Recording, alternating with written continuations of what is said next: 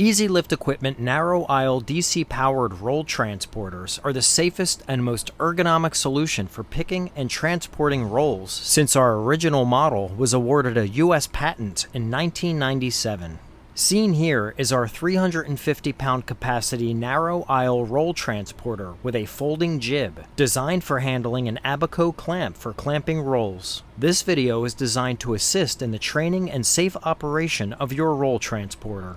Prior to operating your EasyLift Roll-Transporter, it is important to read the manuals and become familiar with the proper operations. Before using the equipment, the operator should perform a visual inspection of all the hydraulic lines and fittings to check for any leaks or damage to the equipment from previous usage. If any damage is located, contact a supervisor immediately. In this case, the equipment should be kept out of commission and tagged accordingly until any issues have been resolved.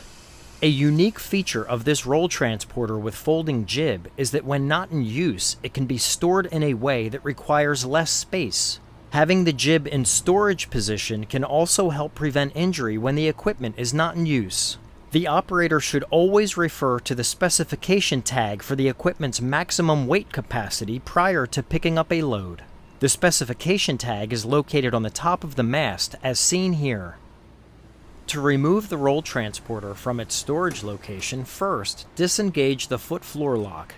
Then manually move the roll transporter to a space which will allow for the jib to be placed into extended position.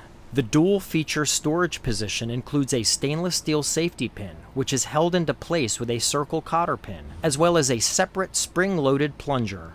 Operators should always ensure that both safety features have been fully engaged when placing the jib into storage position. Failure to engage both safety features can lead to property damage or serious personal injury.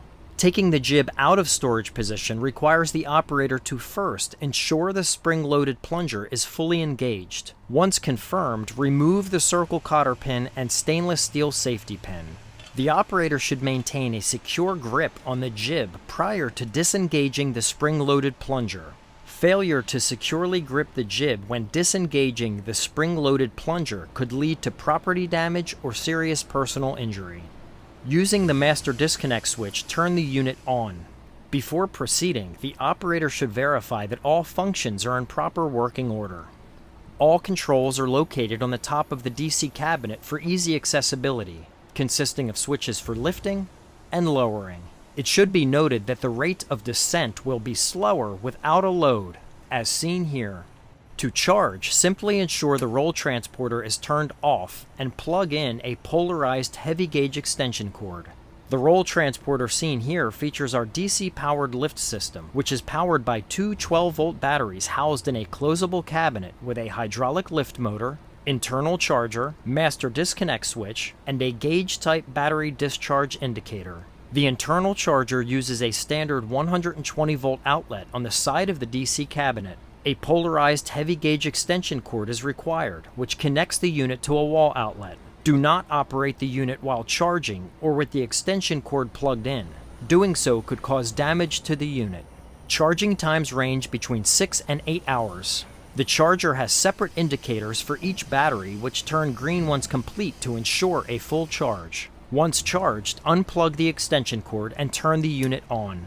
This roll transporter is designed to handle an Abaco Bison lifter, which in this case is model ABL 150A, which weighs approximately 78 pounds. The placement of the Abaco clamp position on the EasyLift jib will be determined by the roll diameters being handled. In this case, the very first pinhole is used. EasyLift Equipment highly recommends that the installation of the Abaco clamp onto the EasyLift jib always requires two operators. Your specific plant safety team should determine and approve all appropriate Abaco clamp installation methods and procedures. Once the Abaco clamp has been installed, ensure that it is in the proper orientation for clamping rolls prior to proceeding. Please refer to the Abaco Bison lifter instructions for proper use and safety procedures for this clamp. Once the jib has been placed in the extended position and the Abaco clamp has been installed accordingly, approach the roll to be picked. Raise the mast as needed. Clamp the roll. Allow the roll to settle momentarily prior to moving the roll transporter.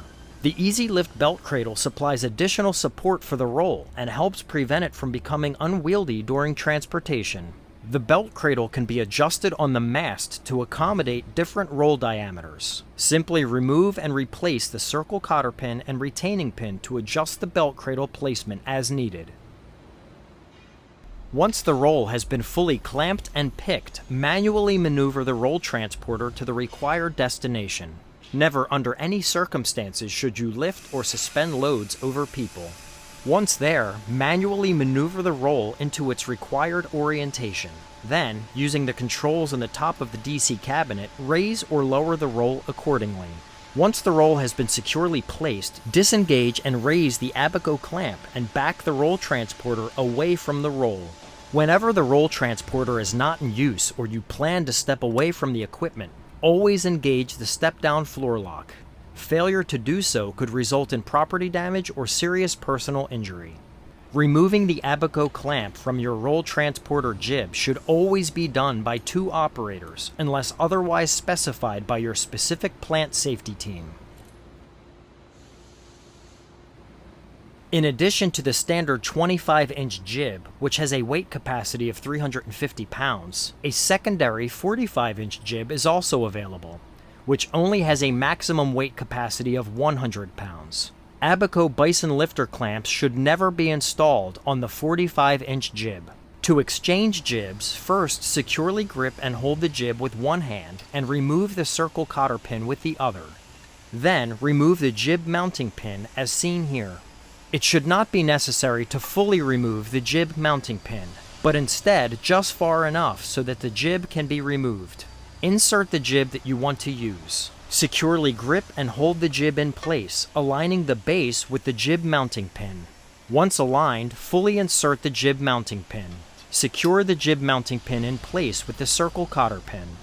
In case of jib deflection, an adjustment bolt has been added into the design of the folding jib. Without a load, the bolt can be adjusted by hand, as seen here.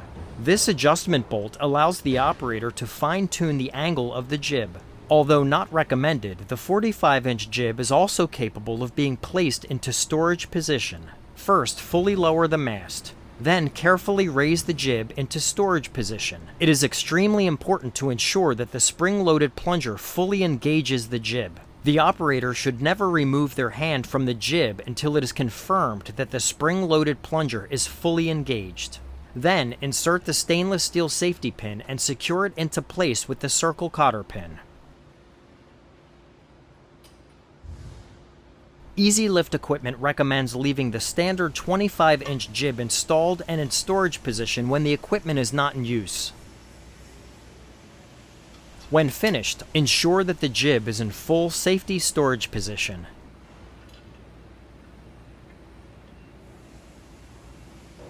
Always place the roll transporter in a safe location. Engage the step-down floor lock, and turn the unit off prior to walking away from the equipment.